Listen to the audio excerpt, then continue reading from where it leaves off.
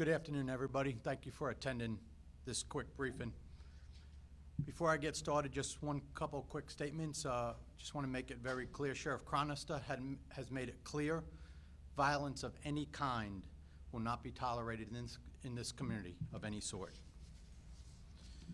Just a little bit of a background before I get into some of the details. The suspect in this case who has been arrested is a white male named Gerald Rayford, R-A-D-F-O-R-D. He's a 65-year-old white male. The victim in this case is also a white male named John Lay, L-A-Y. He's 52 years of age. Initially, this call started on February 2nd, just before 8 a.m. in the morning. This occurred at a Hillsborough County Community West Dog Park in the Egypt Lake area, which is over by Lato High School off Manhattan Avenue. Initially, when the call comes in, the shooter, also known as Deck, D-E-C is his middle name, calls 911 and claims he was in a physical altercation with the deceased and that he had shot him. From that point on, patrol deputies are dispatched, EMS is dispatched, and the victim is transported to a nearby hospital where he passes away. Our detectives from the Criminal Investigation Division are then dispatched to the scene and assume the investigation from the initial patrol deputies that were there. Once our detectives get there, and throughout the last 30 days or so, as they keep working this investigation, they learn some very important facts. The two men involved, meaning the suspect and the deceased, were friends from being in the dog park routinely on multiple occasions. Sometime prior to the shooting, we're not positive on a time frame at this point, suspect and the victim have an altercation over the victim's sexual orientation. So once we start piecing this together, the detectives are looking for witnesses. We don't find any witnesses. Quiet time at the dog park, 8 o'clock in the morning, very few witnesses. In fact, there are none. We start looking in the surrounding areas. It's close to a neighborhood. Just adjacent to Occident Avenue is a neighborhood. No video of the shooting itself, too. What we start getting is several character witnesses from the victim's side. From there, we start dispatching detectives to follow up on all these leads as character witness. Be mindful, none of these witnesses that we talked to at this time witnessed any of the shooting. It's all as a character witness to the victim himself. What we start to learn is they have a very strained relationship from some point on. We don't have a good time frame when that period is. It could be 6 months, it could be a year. We don't have that time frame narrowed down at this point. But what we do find in the sense of a video is after we began to process the evidence at the scene, the victim's phone has one video on it made from the day before this incident of the shooting.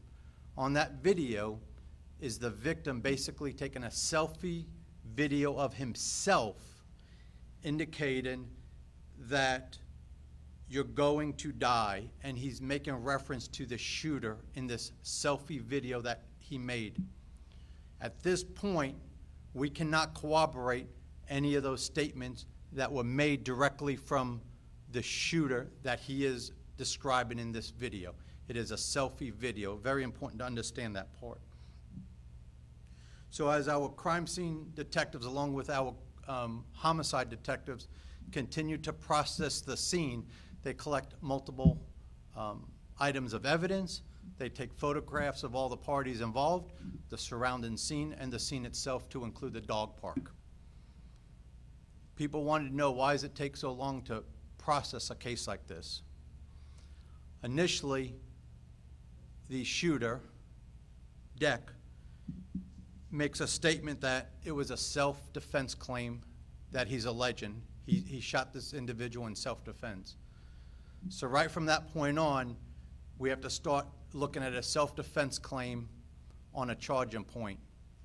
We start looking for the witnesses, anything to corroborate or disprove his statement. We couldn't find any of that evidence at that point. As the detectives diligently keep working this case, we're not going to rush to any decisions on this case, even that a lot of folks in the community wanted a quick decision. You can't rush through these cases. They're very important. The homicide detectives have only one chance to put together a very thorough and efficient investigation. So they take their time and they're very methodical on the evidence they collect, pictures they take, and the interviews they take and the questions they ask. Once all that information is gathered, it is then presented to the state attorney's office. The sheriff's office did not go out and charge this individually up front without the state attorney's office input. So all this information, to include the lead detectives and multiple state attorneys from the state attorney's office, met. The information was presented to them to include all the character witnesses statements, the video that we recovered off the victim's phone, and any other pictures and evidence that the state attorney's office requested. That information was presented to them, and then at some point, the state attorney's office met internally and called the sheriff's office back, the lead detective, and said that they would be charging that individual, the shooter, with second-degree murder with a firearm with an enhancement of a hate crime.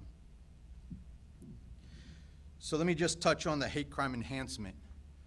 It's not a separate charge. The enhancement would be enhanced if the individual is found guilty at the time of trial. That's where that plays a part. So initially you got the second-degree murder with a firearm only, and the enhancement would be done at a later time. Once that information was presented to the state attorney's office, and that was the information we were given, our office, along with our detectives, wrote an arrest warrant, which was signed by a judge, and our detectives went out to the individual's house who was cooperative. He came out of the house. He did not make a statement. He asked for an attorney. He was handcuffed and transported to the Orient Road Jail, where he currently is being booked at the Orient Road Jail.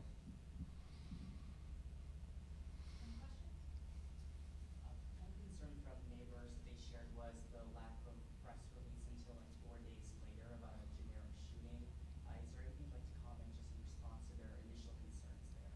Yes, sir. So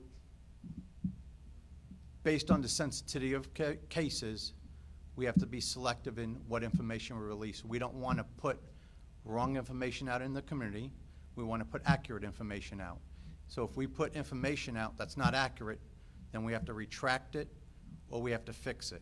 It's not a good practice to get in. So if we put out a generic statement initially, we can always add to it with the correct information.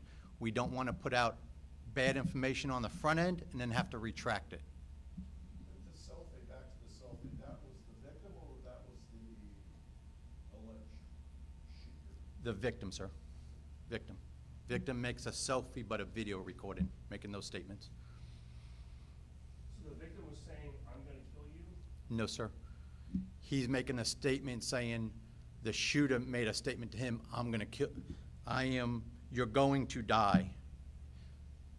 That's the victim talking into his own phone, making a selfie video of what he's saying the shooter said to him the day earlier.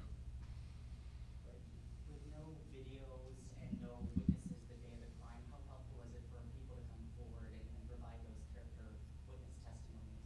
It's very helpful, not just in this case, but any criminal investigation that we work. That's why we encourage everybody, if you want to remain anonymous, they can call Crime Stoppers, remain anonymous, and they can be rewarded through a fund that's set up for them.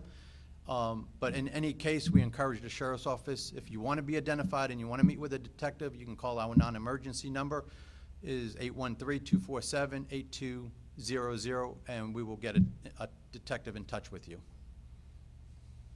Thank you, Colonel. Thank you. Thanks, folks. Spell your name again, sir? Losat, L-O-S-A-T, Frank.